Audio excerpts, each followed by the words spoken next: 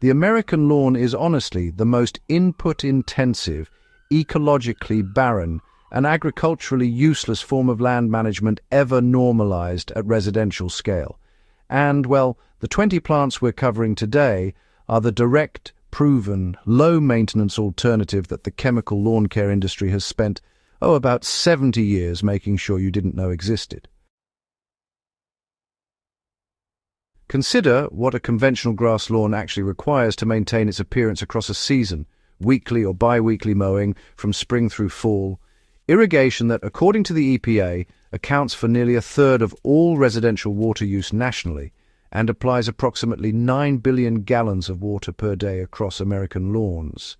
Synthetic herbicides to suppress the plants that would naturally colonize a disturbed ground surface if the grass monoculture weren't maintained by chemical intervention. Synthetic fertilizers to push the growth rate that justifies the mowing frequency. And fungicide applications in wet seasons to manage the disease pressure that dense monoculture plantings of water-stressed grass are chronically vulnerable to. The result of all this input is, well, a surface that you can walk on and look at, that supports almost no pollinator activity, fixes no nitrogen, sequesters almost no carbon, and provides habitat for virtually no wildlife beyond the occasional earthworm in the soil beneath it. The 20 plants we're covering today all do at least one of those things better than grass, and honestly, most do several simultaneously. Several of them fix atmospheric nitrogen, fertilizing themselves and their neighbors without external input. Several of them are edible. Several of them produce pollinator habitat that supports the bee populations that your food garden depends on.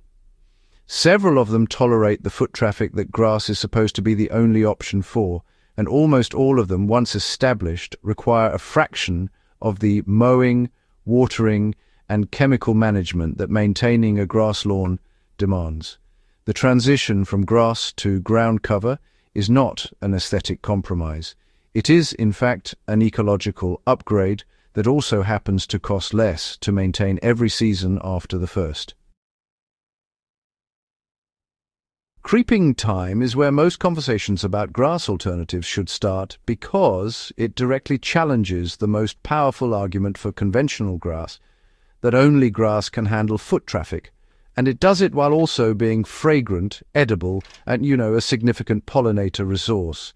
Thymus serpyllum and its cultivated relatives spread into a dense low mat that tolerates regular foot traffic through a mechanism that grass does not use, rather than recovering from compression the way grass blades do through regrowth. Creeping thyme's woody stems are structurally resilient to pressure rather than elastically recovering from it. The result is a surface that gets denser and more established with regular use, rather than showing the wear patterns that grass lawns develop in high-traffic zones. The fragrance that results from crushing the leaves underfoot is, for most people, an improvement over the generic green smell of cut grass, and the small flowers that appear in early summer attract pollinator species in numbers that a grass lawn never approaches. For practical establishment, creeping thyme spreads by both stem rooting and seed, filling in gaps between original plants within 1 to 2 growing seasons. It requires no fertilization once established, tolerates drought significantly better than grass, and needs mowing at most once per year in late fall to remove the dried flower stems and encourage fresh basal growth. In climates with mild winters, it remains green year-round. In cold climates, it goes briefly dormant, but recovers rapidly in spring without reseeding or repair. Clover is the ground cover that the post-World War II herbicide industry specifically removed from the definition of a desirable lawn plant because it was resistant to the broadleaf herbicides being marketed to American homeowners. And understanding that history, well, it really changes how you see a plant most people have been conditioned to treat as a weed. Before the widespread adoption of broadleaf herbicides in the 1950s, clover was a standard component of lawn seed mixes. It was valued for exactly the qualities that make it valuable today. It stays green through summer drought periods when grass browns out. It fixes atmospheric nitrogen through its root symbiosis with rhizobium bacteria, effectively fertilizing itself and surrounding plants without any purchased input. It flowers prolifically from spring through fall, providing nectar and pollen for bees, butterflies, and other pollinators.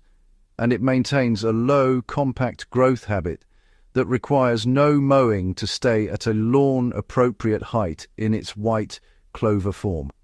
When broadleaf herbicide manufacturers began marketing their products to residential lawn care in the post-war period, clover was collateral damage. The herbicides killed it along with the dandelions they were targeted at, and the marketing language around these products was adjusted to reclassify clover from a lawn component to a weed, which justified applying the herbicide without noting the loss it caused.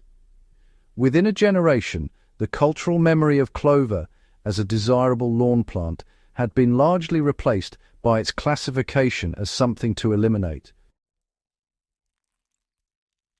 So, the wood sorrel and clover combination system referenced in ground cover research really deserves specific attention because it demonstrates what managed biodiversity in a ground cover context actually produces. Wood sorrel, that's oxalis species, and white clover grown together as a mixed ground cover create a system that increases soil nitrogen by about 30 to 40% over monoculture ground cover in research measurements. This mix also reduces weed emergence significantly, thanks to the dense, interlocking canopy their growth habits create, and it produces a visually textured surface that, honestly, many people find a lot more interesting than uniform grass or just clover alone. Now, sweet woodruff, lily of the valley, and bishop's weed are plants that address the growing problem that conventional grass advice has never solved: what to grow under mature trees, where root competition and shade create conditions that grass simply cannot survive in. The deep, dry shade beneath a large deciduous tree is one of the most challenging growing environments in residential horticulture, and the conventional lawn response to it is either to accept a bare, eroded patch of soil that gets muddier every year as tree roots surface in response to the compaction, or to apply increasingly desperate interventions of overseeding and fertilization that, well, produce temporary improvement followed by the same decline. The reason grass fails in this zone isn't really about management quality. It's that grass is a full-sun, moisture-demanding plant being asked to perform in a low-light, moisture-competed environment where it just has no competitive advantage against the tree's root system. Sweet woodruff, or Galium odoratum, actually evolved specifically as a forest floor plant in the deciduous woodlands of Europe, which means the deep, dry shade beneath a mature tree is not a compromised environment for it. It's actually its native habitat.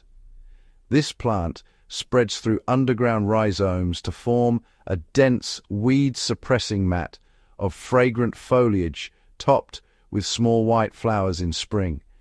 It requires no watering once established under a tree whose roots maintain subsurface moisture, and it asks for almost no management beyond keeping it from spreading beyond its intended boundary.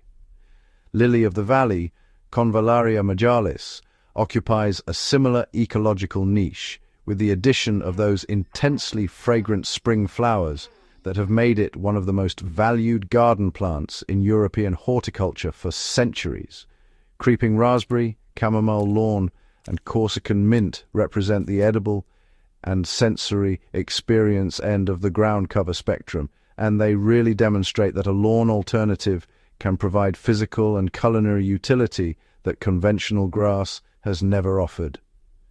Rubus calicinoides, that's the creeping raspberry, produces a dense mat of textured dark green leaves that turn burgundy and bronze in fall, white flowers in late spring, and small edible fruits. Chamomile lawn, using the non-flowering tree-nig variety, is the ground cover system with the most distinguished cultural pedigree, having actually been used at Buckingham Palace. The fragrance released by foot traffic is, honestly, one of the most distinctly pleasant sensory experiences available from any garden surface.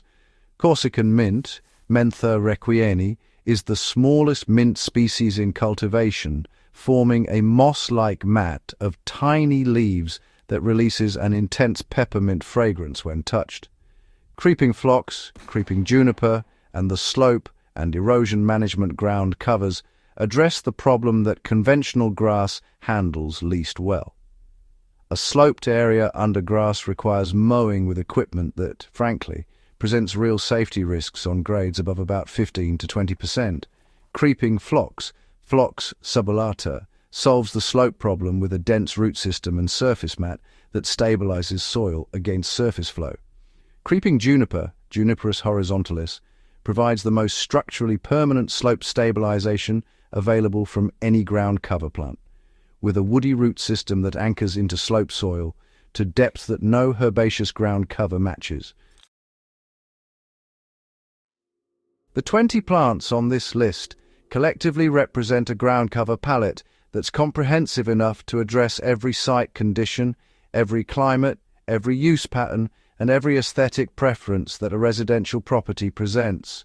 Fragrant and walkable, deep shade tolerant, edible and productive, nitrogen fixing and self-fertilizing, slope stabilizing and erosion controlling.